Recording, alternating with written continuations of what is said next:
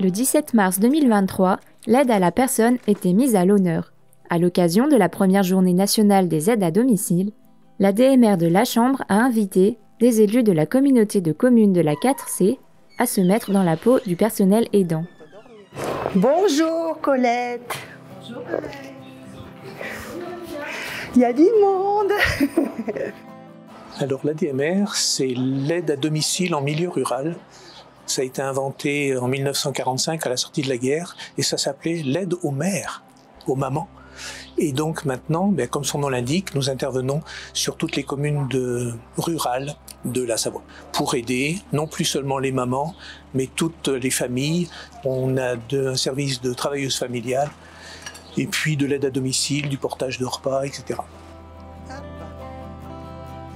Vous avez bien dormi? En général, on commence donc par les toilettes le matin, de 8h jusqu'à 10h30 ou 11h, enfin tout dépend. Après, donc, on a des repas. Qu'est-ce que vous voulez, une tartine avec du pain ou le pain frais? Ok. Donc l'après-midi, on a ménage, courses, promenade, compagnie, voilà, discuter, faire des jeux. Et le soir, on fait une soirée pour tenue de nuit, le souper, les mettre au lit. Une journée bien remplie. C'est bien, ouais, c'est vrai. Mais c'est ce qui est bien parce que ça varie, c'est pas monotone. En général, c'est aide ménagère. Hein. Quand on est aide à domicile, c'est surtout le ménage qui est bénéficiaire dans la tête, la plupart. Mais on essaie de leur faire comprendre qu'il y a autre chose, quoi, maintenant. Ce qui fait la richesse du métier. Ouais. Mais après, vous avez aussi le plaisir d'avoir une personne heureuse de vous voir arriver le matin. C'est ça. Et Colette, elle a toujours le sourire en plus. Et puis voilà, oui, c'est... En fait, les personnes vous le rendent. Ouais. Donc quand je vous vois avec Colette, j'ai envie de vous demander pourquoi vous avez choisi ce métier.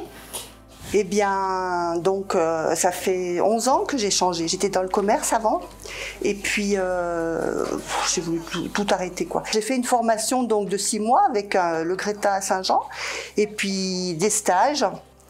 Et puis voilà, après j'ai passé un titre professionnel pour pouvoir exercer. Et vous continuez donc avec... Et je continue, j'irai jusqu'au bout, maintenant jusqu'à la retraite. Il me reste quelques années encore, et puis bon, voilà, quoi. Je me suis épanouie comme ça dans ce métier parce que on voit que les personnes sont heureuses de nous voir, hein. On est là pour en faire le mieux qu'on peut. Et puis j'entends Colette qui confirme. Ouais, elle est adorable, Colette. Ça va, toi? Ça va bien, merci. Moi personnellement, je me sens utile. Enfin, je sais pas comment dire. Hein. C'est quelque chose qu'on a à l'intérieur, peut-être qui se. Parce qu'on dit que c'est parfois difficile comme métier, mais apparemment vous regrettez pas votre orientation. Non. Gentil. On entend les compliments là. J'ai fait des stages dans les EHPAD. On n'a pas le même temps pour discuter, pour les toilettes, c'est pareil, il faut faire vite. Bon, là aussi, on est limité, hein, on a des temps.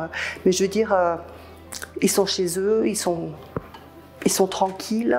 Dans leur cocon. Voilà, donc c'est plus facile, je trouve. On voit parfois à travers les médias l'aspect négatif du métier, mais je pense qu'il est également important de voir qu'il y a des gens qui trouvent leur bonheur. Pour nous, c'est important parce qu'on veut que la population ait toujours la possibilité de rester ou à domicile ou de choisir d'aller en établissement ultérieurement. C'est un sujet qui est compliqué. Aller aider en milieu rural, ça n'est pas simple. Il peut y avoir des interventions rapprochées, mais il ne faut pas oublier qu'en montagne, ça n'engendre pas les mêmes frais.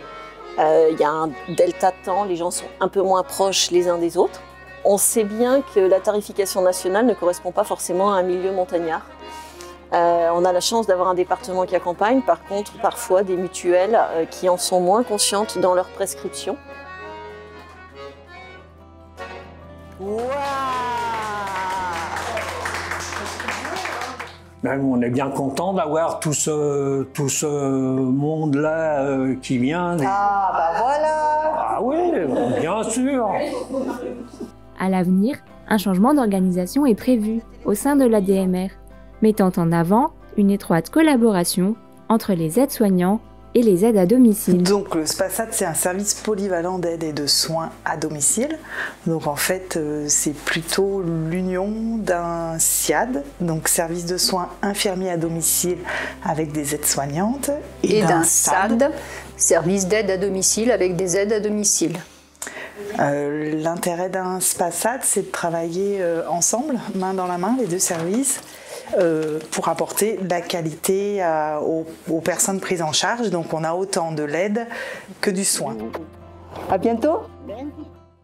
La mise en place de la Journée nationale de l'aide à domicile permet de mettre en lumière cette profession qui nécessite un grand sens du partage et de la bienveillance. Espérons qu'elle révèle chez certains et certaines une future vocation.